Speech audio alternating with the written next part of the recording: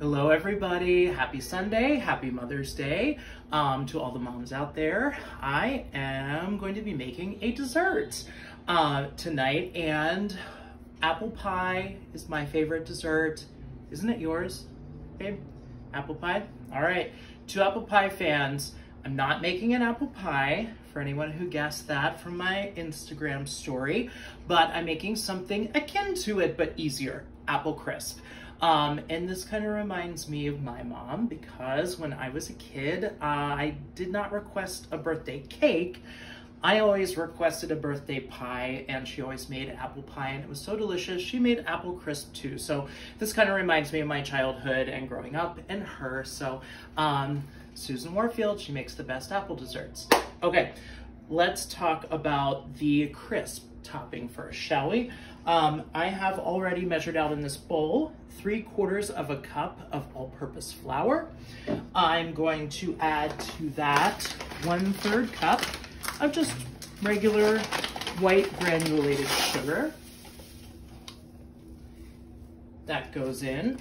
We're going to use an equal part light brown sugar, so 1/3 cup of that as well. And for this, you want to pack it in your cup and make sure that you have a good amount. All right, that goes in.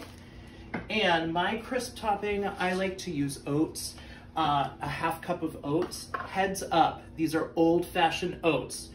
We have another canister of oats that we use for our oatmeal in the morning, and that's quick cooking. But those don't really work very well in this sort of a recipe, so use like an old-fashioned regular style oat. And we're gonna do a 1/4 teaspoon of kosher salt, because this is really sweet with the apples and all the sugar. It's really nice to kind of have that a little salty balance in there. Okay, I'm going to leave this for a second because I'm going to eventually work in my butter, but I don't want to get my hands all messy before we talk about the apple filling. So I already have in this large bowl, this was 3 Granny Smith apples and 2 Gala apples. Now, you might need, I have 5 apples total. You might need 6, you might need 7. It's about 2.5 pounds total. And I like a mix of apples. The Granny Smith are tart and the Gala are sweet. So you could totally use all Granny Smith or whatever you want. Makes no difference depending on your taste. I just kind of like the balance and different textures of the apples, because the Granny Smith are really crunchy and firm, and then the Galas are a little bit more, I don't want to say mealy because that sounds bad, but just a softer texture that are going to break down more in the oven. So anyway, I obviously cut them earlier. We have like 1/4 inch, 1/2 moon slices. I toss them with 2 tablespoons of fresh lemon juice, which is an ingredient in this, but it also, when you do that, it prevents the apples from turning brown. Heads up too, cut your Granny Smith apples and peel them first, because they will not brown as quickly as your whiter fleshed apple. Those will brown almost immediately. So anyway, they've been hanging out here.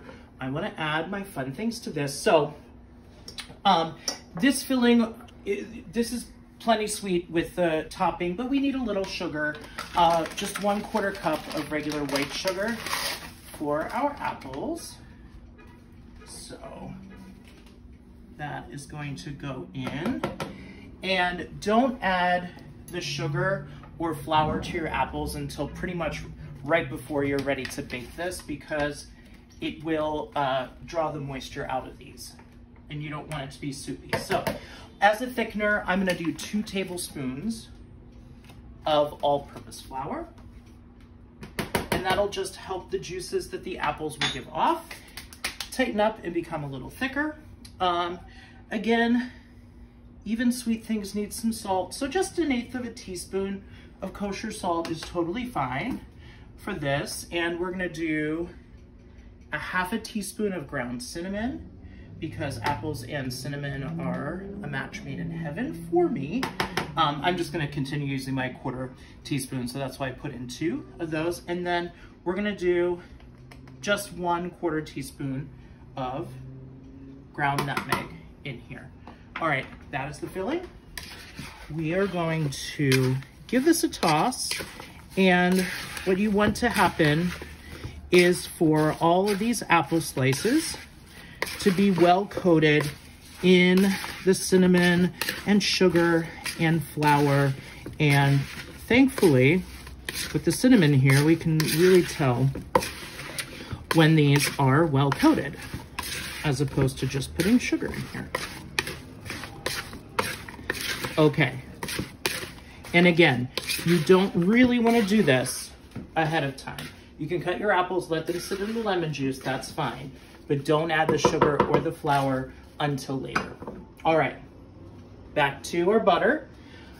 I have 1 stick, which is 8 tablespoons of unsalted butter that I have previously diced into these kind of squares.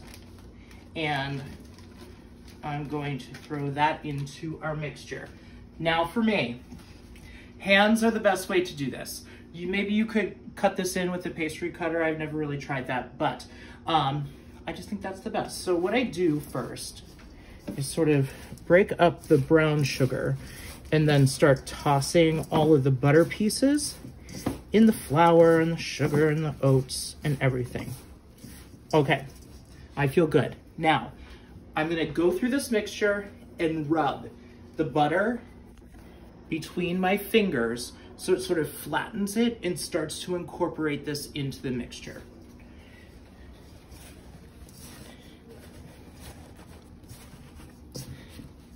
This is sort of the manual labor, non-exciting part of this. And just PS, this butter is cold. It is not frozen. It's not rock hard, but it is a little cold. You don't want it super, super cold just because it will be obviously harder to work into this mixture. But much like sort of the premise of a pie crust or something like that, the reason why we want to incorporate this butter into the flour and then have little chunks of this left is because when the heat of the oven hits this, the butter will release steam and start to melt, and it makes the crisp part of our apple crisp. And it is super delicious. All right, you want to keep working this. What you don't want are still like enormous pieces of butter that are still left in here. And eventually, this will kind of start coming together. Your hands might get a little tired, but it gets a little easier as things warm up and get mixed in here. So what you eventually want to achieve is no more huge bits or portions of dried flour in here. And eventually you want this to clump up and become kind of chunky. So I still have some big pieces in here. I'm kind of still smashing things around. Yeah, it is a workout for your hands for sure. Okay, we're starting to really come together here. See how we went from individual flour and dried into these clumps that are going to really hold together. Almost like, I don't know, a rough shortbread dough. Okay. If you wanted to make this ahead, you can do it up until this point and throw it in the fridge. Just let it get the chill off of it a little bit before you go ahead and top everything. So I'm going to call that good. I have an 8x8 square baking dish, which is what this recipe is written for. If you want to make a 9x13 or something larger, double the recipe. Okay, our apples have been hanging out. We are going to stick them all in here. Make sure we get every last bit of this goodness out of here. All right, and then you want to spread this all out. So the edges of this are gonna bake faster, and those apples will become soft quicker than the center. So I sort of make sure that I don't have a huge mound in the center of this, and that the edges, well, that the edges of this get a little love too. But at the same time, you don't want to compact everything because then it'll take a little bit longer to bake. Okay, now all we have to do is take our topping and start distributing it evenly. Again, we're not going to neglect the corners. We're not going to neglect the edges. What you want to have happen is for all of these apples, whoa, you get it on your floor, clean that up later. You want all the apples to be completely covered with this topping. So it gets a little harder to do on the edges, which is why a little bit messy, but you know, we can deal with the damage. Okay. Then you can just even things out a little bit with your hands. When you think it looks good, this is ready to bake. 350 degrees, it goes into the oven, it's preheated for about 45 minutes. It might take 60 minutes.